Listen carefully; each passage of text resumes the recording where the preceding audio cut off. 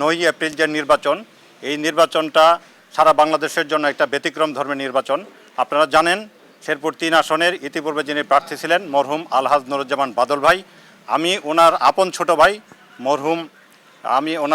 ভাই আলহাজ মোহাম্মদ মাসুদুর রহমান, আমি আসলে ওনার ছায়ার সঙ্গে হিসাবে দীর্ঘদিন কাজ করেছি। সুতরাং নির্বাচনের যে মাঠ পর্যায়ে যে কাজ সেই সম্পর্কে আমি অবগত আছি অনেকটাই।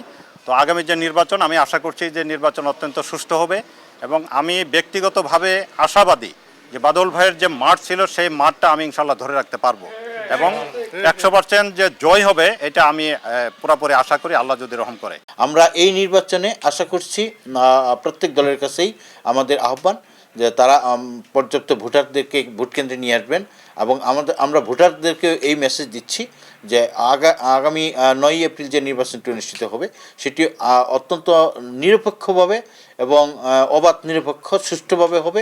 কারণ আপনারা জানেন যে বাংলাদেশে মাত্র একই দিনে 2টি নির্বাচন, সুতরাং এখানে আমরা পর্যাপ্ত পরিমাণ পুলিশ আনসার সহ আইন শৃঙ্খলা বাহিনী আমরা মোতায়েন করতে পারবো।